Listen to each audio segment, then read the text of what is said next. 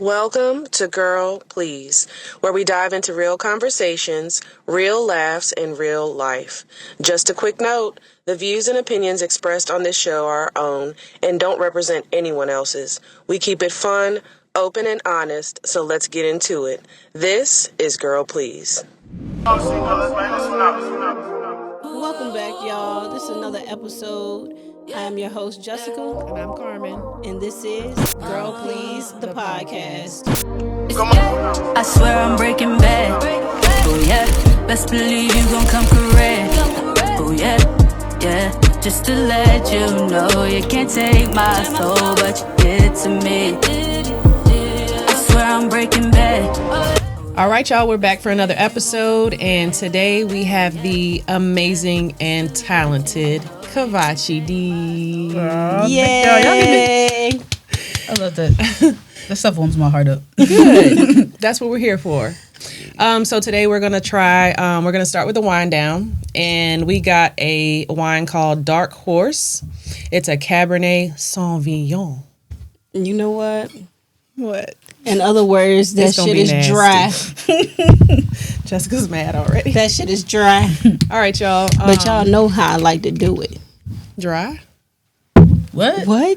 Sorry. Okay. To the rim, baby. Baby. What the fuck is you talking about? All right.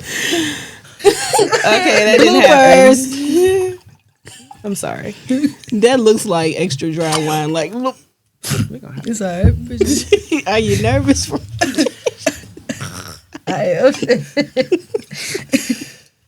All right. I poured you a whole lot. I hope you like it. To the rim. To the rim, baby. Do what you do. Go ahead and get you rid of and this your quick. crew. All right, so It this probably is tastes like paint chips. yeah, that's what I was thinking. Shout out to Nina Ross. Hey, girl. Rose. So yes, we love to do a toast at the beginning. I was smelling them. You know, let's just go ahead and pour it up. We love to do a toast at the beginning, and we're gonna allow Katie to take over. Kavachiee, What? can you do the toast for us? Um, What are we gonna toast to? New beginnings. Okay. Great health, wealth, wisdom. Love and light. Success. There you go. See success. Yeah. Yeah, let's do it. Success to you. Thank you. All right. You first, Carmen. Why me first? Cause you boy.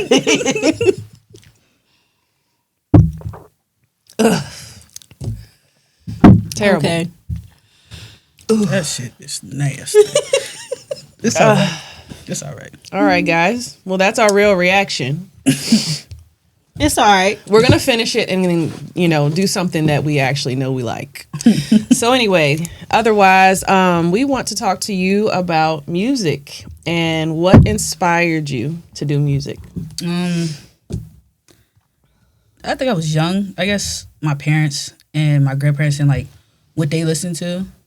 I just always like music, and I was little when I was just play around and just sing stuff. So I guess as I got older, as I got older, I just was always singing like in high school and stuff, and people was like, yeah, you should sing. And I was like, you can sing. And I'm like, okay. So I just thought about it. I was like, I might as well just do it. Mm-hmm. Just give it a try. Something like that. So at what age did you start taking it serious? 16. Okay. Yeah, I was like fresh out of high school, and I was just like always doing freestyles with with my homeboys and homegirls. Like we get drunk, and then I'm the one that's like, So you were that person. Yeah. I was like, cut on the beat. So that was me. Yeah, so, I used to be like that, but then yeah, get a little drunk, and then I become the raptician on a mission. yeah. There you go. See, I like that. Oh, boy. You start rapping like what's his name? What was his name? B-Rad off of Malibu's Most Wanted. Oh my gosh, that would have been me. No skills whatsoever. So who was your inspiration growing up? Who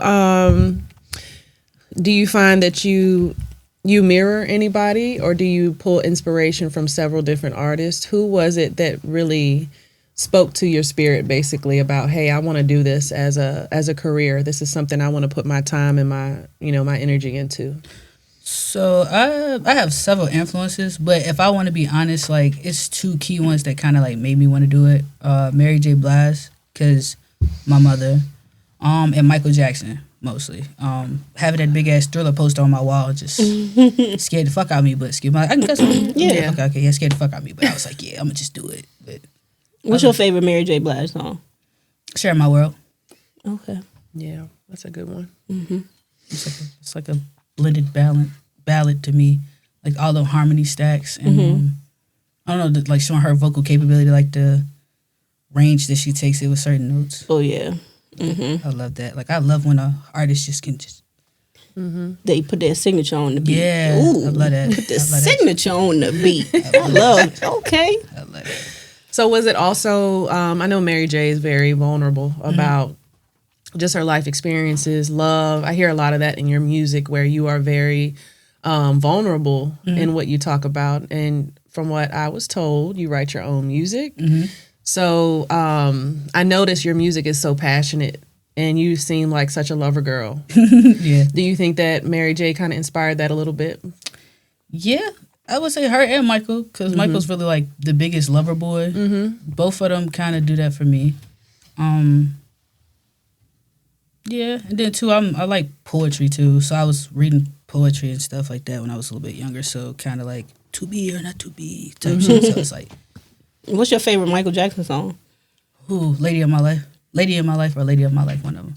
My son just played that the other day. I'm like, how have you ever even heard this song? Because I've played like the typical Michael Jackson songs, but he, for the first time, wanted to be the DJ in the car. I'm talking about Kai, who stays in his own, lane all the time. And he played that song, and he was in the back just singing it. And I was like, That's his song. Like- It was speaking to him. it was very random. It's lay back in my tenderness. That's gonna do it every time because Michael Let me find out this boy's a lover boy.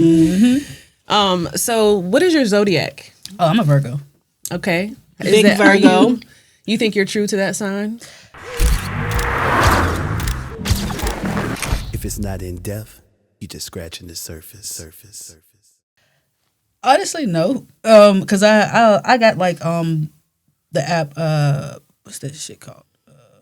See, I forgot it. But I have an app on my phone, and I know like my rising, my sun, and all that. So it kind of makes sense. I'm a Virgo sun. My moon is a Libra, and my ascendant is Pisces. So it kind of makes sense for me to be overly emotional. But I do feel like I balance it between maybe a little Scorpio, maybe. And Aries. No, I'm just playing. Sweet baby Jesus. I can actually see that because I got like both of my siblings, 2 out of 3 of my siblings are Aries. So I can see that. Yeah. I get along with Aries women. Aries men are just... I'm the Aries woman that she gets along with, y'all. Yeah, Aries men are a little scary. It's another day, though, another topic. Sagittarius. Big Sagittarius. Okay. Big S, not the little one. Okay. I'm definitely true to that. The only thing is, I've heard a lot of people say that a Sagittarius is secretive or sneaky. And I am like really an open book. So I just have never resonated with that. I am private with certain things. That. Just because I'm protective of the people I love. But or certain situations, I feel like I want to keep a certain hedge of protection around. But secretive, sneaky. Rightfully so. I think that's rightfully so. I'm a very much, I don't need to be sneaky, I'm grown type of person. Or I'm going to do what I am going to do my or grown, say. willing body can do. And you can feel how you want to feel. So I don't resonate with that. But everything else, yeah, definitely. I would say overall, like protective, I wouldn't say y'all are like sneaky for the most part. But you do have some that are sneaky, but... I never understood the need to be sneaky. For what? Because they don't want to hurt nobody's feelings. Well, just don't do stuff. Well, my thought process is I just don't do stuff that I need to be sneaky for. Yeah. So. That's not... That... Okay. What do I need to be sneaky for? I'm about to get around that moral compass conversation.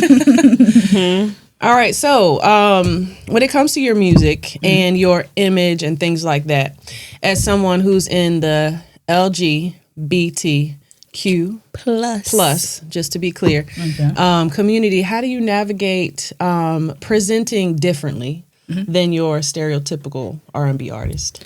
I think the most thing would be just my confidence in myself and understanding like what I like is my preference and that I can only be me, and then understanding that I was created this way for a certain reason.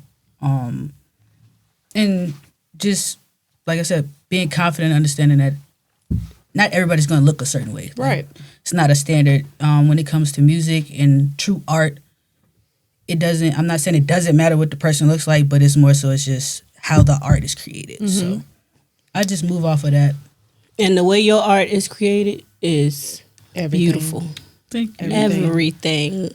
Like Everything. Thank you. superstar status. You're so For talented. sure. I Thank cannot you. wait for your new album to come I can't, out. I can't wait for y'all to hear that neither like this. I can't wait to hear it start to finish. I'm sure it's going to be a no skip. I hope. I Yeah. really hope Okay? You Because have that Katie kind of giving voice. them no skip vibes. so. No skip. And so when it comes to relationship, do you want to share your relationship status and talk about that? Oh, look, she drinking that paint. Get a little more of that. Yeah, I can share that. Yeah, I can share that. You know, dating. I'm seeing someone. I'll say that in the best way. I'm dating. I love it though. I love dating. So when it comes to dating and being an artist, obviously you have a lot of interaction with fans. You have here, you're with us, you know, at a podcast. Any type of events you do, because you do events often. I see you do karaoke. How does that affect your interaction with your fans? For the most part, I think I wouldn't say it affects it because that's kind of going to be like placed on my self-control, and it kind of depends on like your partner. Like if you don't have, you know, set boundaries within each other, like just boundaries yourself, then it can be easy to blur the lines. But me, for the most part, I like to be respectable, but I also know the type of person I am. I'm very friendly, so I don't want to like misconstrue anything and throw like mixed signals. So it's kind of like I try to show like I'm personable because I'm a human, but I try to like also make sure like, you know, like I give everybody their space, like can't touch me for too long, or like we take a hug, you know, I pat you or dap it up and stuff like that. So just mostly just it doesn't really bother me. I hope it don't bother them, but I think it works out. I just have to set certain boundaries. Yeah. So like I said earlier, your music is very lover girl. It's giving, I am just, you know, yearning for healthy, good love. Yes. Just to have your own person, you know, to yourself. That's what it's giving. Yes. So where do you think that inspiration comes from with being so loving? Because at your age, you know, people just want to do their own thing, and there's nothing wrong with that. So, you know, obviously being in a relationship at your age is a choice. Being in love is a choice, in my opinion. You know, where does that inspiration come from? I feel like it's deep rooted. I would say like basically how you grow up too. I don't know. I just always felt like I've looked at everybody growing up like, oh, I wanted my relationships to be different, like parents' relationships and family friends relationships. Like I just want my stuff to be different, and you know, I just like I don't know. Like I just crave love a certain way. Like it's not like I love intimate, like just being intimate and not have to be like physically intimate. But it's like I Just spending that quality time, that just closness. deeper Open it, because that and it plays a part in the upbringing as well too. So just a different type of love, you know. And like it's like you were saying, like in my generation, it's different because you know it's kind of just sneaky links and come and goes, and it's like I'm really like, you know, I can admit whole like, ass shenanigans. You're one of many. I could say like I've had my fair share in that because you know the person that I wanted at the time, that's what they were giving me. But that's where I had to learn within myself, like I can't just settle for that. Like, I want somebody that's gonna stick with me. Like let's rock and roll. Let's do this. Like my grandparents, they've been together. My grandma just told me the other day, 43 years. Ooh. 43 years. Baby, grandma, you did that. Grandpa, You did that. It takes a child. lot of restraint to stay with somebody for, a journey. That's a journey. Like, you've been with a person probably longer than your kids were, have been alive. Yeah, that's a lot. Yeah. And I just admired that as a kid. Yeah. Because, like, I could see, like, not every relationship's going to be perfect. Right. But we never, as kids with my grandparents, we never saw any of that. We saw the I love you, you love me, I'll do anything. And that's how it's supposed to be. Yeah. That's how it's supposed to be. I That's think what, we're getting away from that, though. Yeah. Like, if you think about it, it's like we're definitely getting away from that because it's not even with you saying the kids and what y'all seen, like as far as their relationship and the strength and dedication with that, those things that created that relationship don't even exist. Yeah. Like when we're talking grandparents, we're talking, men and women truly needing each other when it came to a household. Like, obviously women didn't work, or a lot of times, they stayed home with the kids and then the man was going out and working.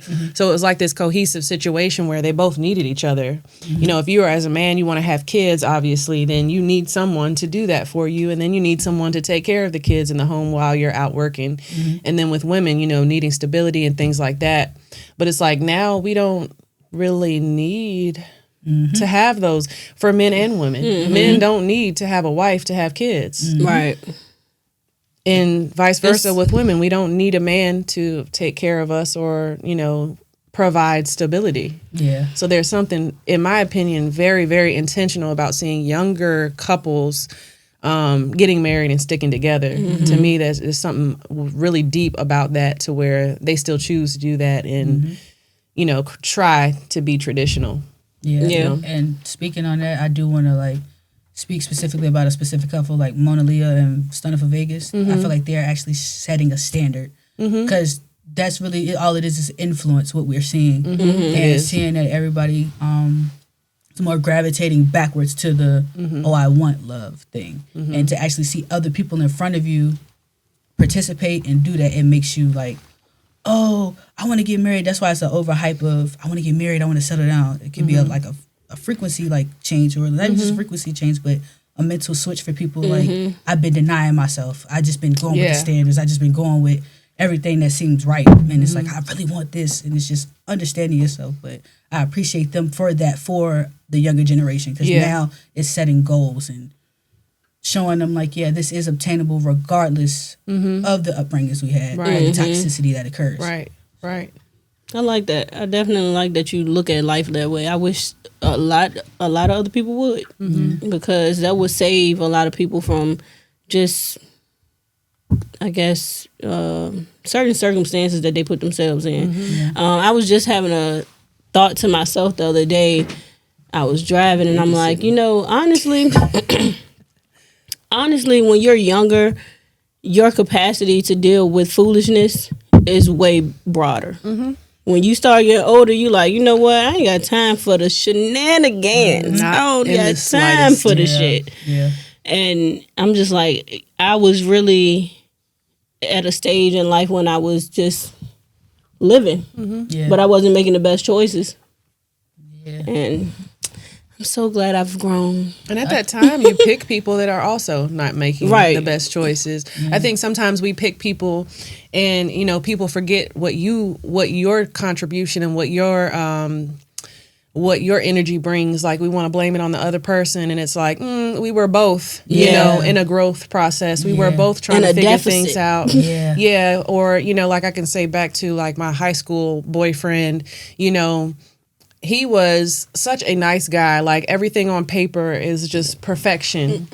And I remember breaking up with him because he was too nice, literally. And so now when I look back on it, I have looked back on it before, like, who breaks up with the nicest guy ever? There was nothing wrong with him. Nothing. You just broke up with him because he wasn't the hard guy that you wanted. Exactly. And it's like, that was my fault. That was my my image of a relationship was not where it needed to be, because I should have appreciated. What's going on, listeners? Before we jump into the next section of the podcast, we want to take a second to thank our incredible sponsors, No Label. At No Label, they believe in more than just clothing. We believe in empowering individuals to embrace their mental health journey while fostering a sense of community that thrives on understanding and support.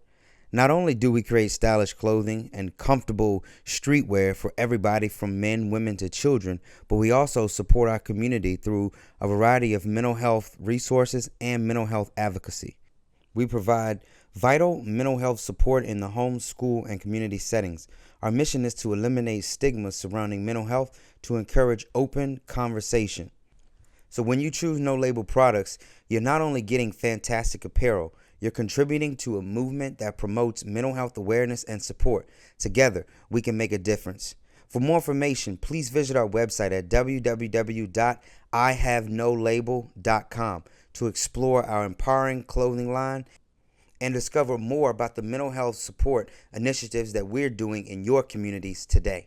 That type of person who was kind to me, who trusted me. Like, I remember going and hanging out with friends and there were boys around and I would be like, why aren't you mad? Like, aren't you going to question me about who's around me? Who does that? Like, what is wrong with you? You were treading the line of being a psychopath friend. Oh, well, I'm probably always treading that line based on the things that I watch late at night. Was you trying to push his buttons to see how far he would go? Like, he set a boundary? I wouldn't say I was pushing his buttons, but I guess like noticing people around me, and they probably had toxic situations, like their boyfriend, if they went to hang out with girls and boys, their boyfriend was blowing their pager up. We had a conversation about pagers and cell phones, but they were blowing their phone up. They were like, well, who you around? Da, da, da, da. And a lot of us think that toxicity means somebody loves you. Yeah. You think that somebody who wants to hold you so tight is healthy, or they love you so much more because they want to control you,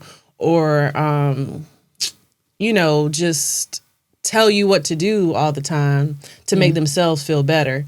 And actually what I had to learn is that's not love. That's not healthy.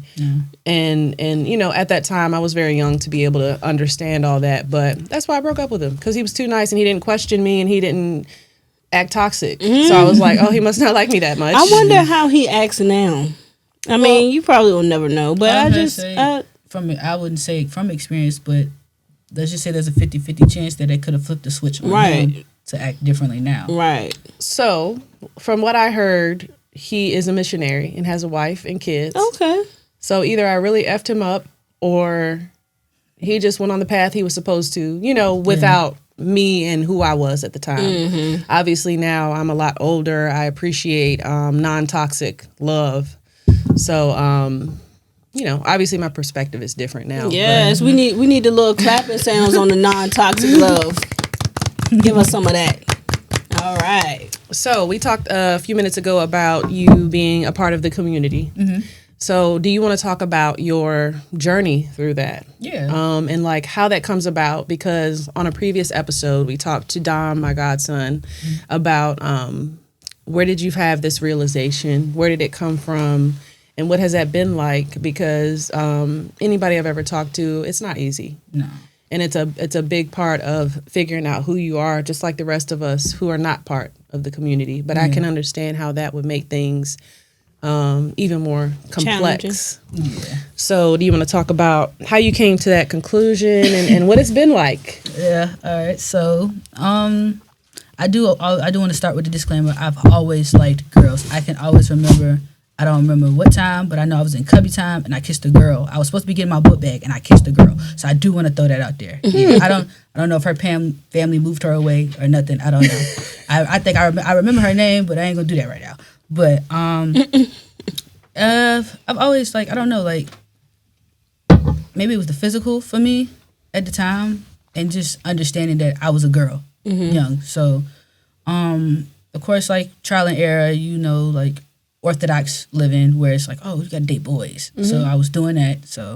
Then I was like, yeah, hell no. I'm sorry, I'm just gonna say it. Ain't nothing a nigga can do for me. I'm just saying. It's not appealing to you. So is that before so I know there's a difference between you're attracted to girls, say you're, I don't know, 5, 8, 10, right? Obviously sex is not part of that equation yet. Yeah, no. So a lot of people think people aren't gay before it's sexy time. Yeah. No. But I was little. She Attraction. Time is crazy. Sexy time. But, attraction, that's what I'm interested in hearing. Like, so you're basically saying that attraction to girls, even outside of, you probably knew nothing about sex at the time. Yeah, no, I didn't know nothing about that. But it's really just the attraction. Like, it could be like, oh, you're really kind, but you look like a girl though. But do I like you? Mm. Like, I like you. I like being around you. Okay, so do I like you as a friend? Okay, I want to be around you all the time. So do I like you? Like you? It kind of starts just things like that to where it's like a question. So for me, it's always been like that specific way. It's like, hold up, wait a minute, like, am I wrong for this? And I was just like, nah, I'm just finna do it. Like, I'm just finna go ahead, because at that time I was noticing like I wasn't the only person feeling that way. Because around it, of course, in the generation, is the time spike where everybody's like, oh, I'm gay. Shit like that. So I've always just been upfront about it. Like, So I like you rode that wave. Yeah, it's like, I just was like, yeah, I'm out there. So you never hit it. No, but I did go through a time period where I was being guided parentally, like, try this, try To that. date boys. Yeah, to try, and I was doing some sneaky shit. I was using boys as covers and fucking with girls. Like, I had a beard and I wasn't even a nigga. Like, I was just like, yeah, nah. Like, I was like, I had a dude come over my house. Whole time I'm texting the girl, he's sitting there. I'm just like, don't touch me. And I'm just, my mom was, oh, y'all so cute, girl. Fuck this nigga. Like, I went through, yeah, for real. It was Girl, hard. I said what I said. For real. Like, I was like girl. girls. Yeah. So then I went through the changes of physical appearance, where I went from being a girly girl to where I would navigate to being a STEM. A STEM is basically just tomboy girl that likes girls.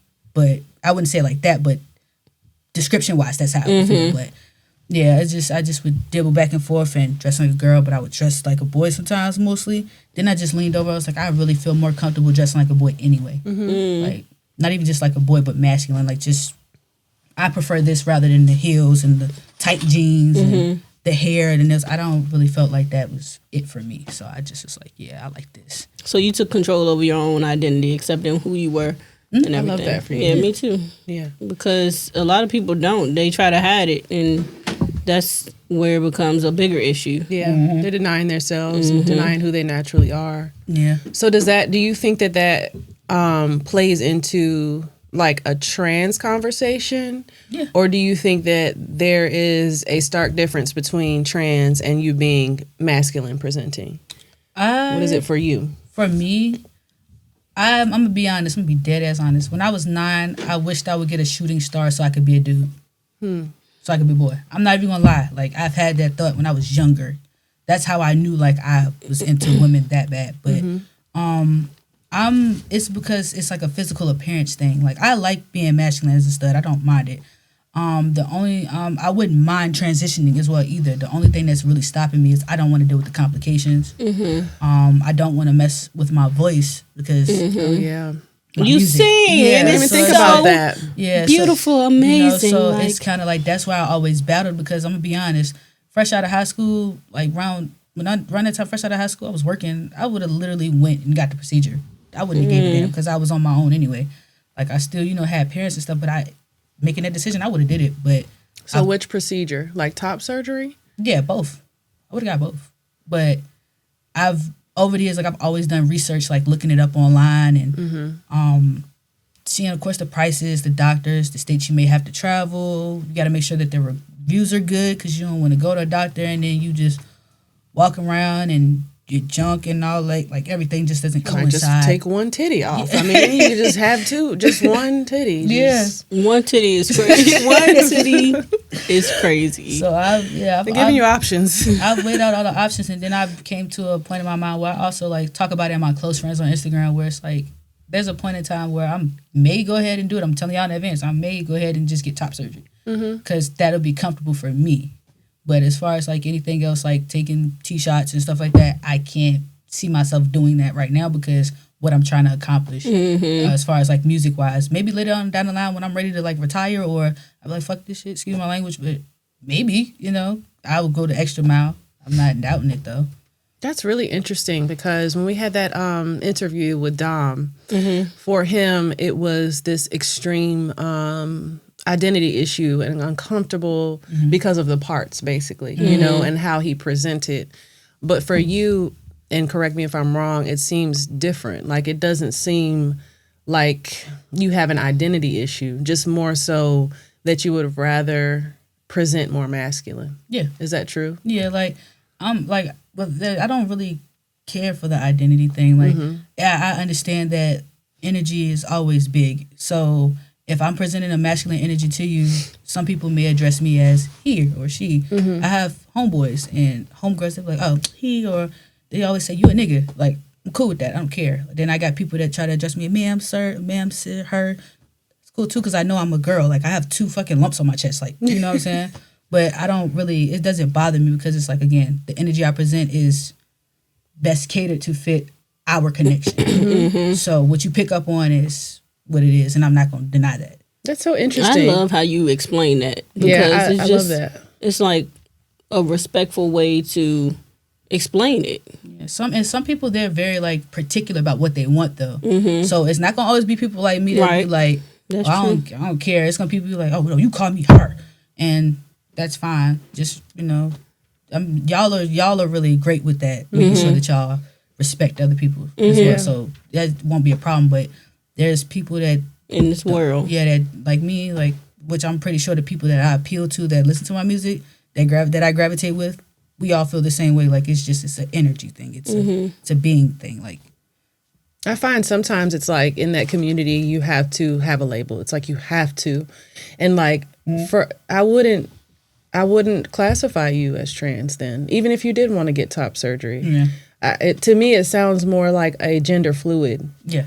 You know, because like I said, our conversation with Dom, and I've had other conversations with people that are trans, it's very much an identity issue. Like, I can't live in this body. Yeah. You know, and it doesn't seem like it's that for you. It's just about being, I guess, more comfortable for you. But don't change your voice, please. Oh, no. Or you could, you know, in a few years you could just be Luther Vandross, and, you know, and still be successful. And the thing is, I already, like, the research I've did, my voice is still going to be the same way, but a little down. It's not going to go like, ooh, it's just going to be like. You still have the talent. Yeah. Regardless. So that's why I be kind of hand in hand. But yeah, it's that's why I was like, I'm not even going to lie, like, during my journey, like, I've battled with the trans conversation because it's like, within myself, it's like, do I want that? Is that specifically what it is, or how you feel about this? Because I've grown over time to get comfortable with myself. Because at first I really wasn't comfortable. Like, I'd be like, I don't want this, I don't want that. Like, I would literally say that. But then over the years, it's like, it's not bad. Like, it's not that it's not bad. It's like, I like this. Like, I'm cool with this. Like, I see why I did this, you know? But I definitely want to get rid of these. I ain't even gonna lie. I think I got to go. But you know what? And I don't think that makes you trans, though, because you want to have top surgery. Because if you think about it, like, people try to label, you know, situations like that because you're part of the community. But the way I feel is, if you really think about, like, to make it fair and take all emotion out of it, like, straight women who have small breasts want them bigger. Yeah. And they make them bigger. Yeah. So if you are, whatever your sexuality is, it doesn't really matter. If you don't want breast or large breast or whatever it is you have, then you just want to get rid of them. Yeah. Like, I kind of get that. Yeah. But that's why I was like, with the, like you said, gender fluid. Like, like, I don't. Very much fluid. I don't. Well, that's a learning experience for me, because when it comes to those conversations, I've always just labeled myself as a stud because, you know, that's just how I was perceived, and that's how things, and I'm still learning about the community and all the extra attachments and groups, categories, labels, and everything. So it's like, still learning myself. I just learned, like I said, somebody told me, like, the pronouns for me being in between is they and them. And that doesn't make sense to me. Or something like that, like they and them. Yeah. Because that means plural to me. Yeah. So. Yeah. I can't wrap my head around that one. I don't, maybe I might be doing it, I may be saying it wrong. Y'all can let me know. Maybe they're saying they, them because you will identify with either or. Yeah. Like, I literally, my book bag in the car, I got a pen from my job, well, my old job, and it was like all types of pronouns. And I just picked they and them because I told y'all he or her, it doesn't bother me. Yeah. So them and they or them. That's kind of how they explain It's it. still to me. crazy though. it's still crazy. Just be yourself. You Like know, whatever yeah. that is, like just be yourself. Whether you have titties or not, it doesn't really matter. Yeah. You should be whatever you're comfortable with being. Yeah. And it doesn't have to have a label. Yeah. Let's get away from this topic though, because your sexuality, your, all of that. Fuck who don't like it. I don't give a goddamn who don't like it. Everybody got a life to live. I'm living mine to my fullest truth, so that way when I get to where I need to go later on down the line, if I'm up or down, it doesn't matter. But I know that I'm going up or wherever the universe aligns me. I lived in my fullest truth. I didn't hold nothing back. I experienced what I needed to experience to understand my personal development and character growth. So I don't give a fuck who don't like it. Oh, clock it. I just And wanted you to throw can that go out there. on No, I love that. with the whole ass We don't have to do shenanigans. the labels. We don't have to ask you what's under your clothes. Like I just never understood that. And even with my own kids, I tell them it's not your business what people are doing in the bedroom. I don't look at Jessica and have my kids judge her because of whatever shenanigans She be doing She it when does. it's sexy time. as an adult. That's really what it boils down to. It's not your business. Yeah. Right. It's not people's business. Yeah. So but thank you for sharing and clearing that up, and just I'm And sure I'm there's glad you other spoke people on it the way you spoke on it too. Yeah, there's other 'Cause people that feel that way. A lot of people would live a happier life if they mind their fucking business.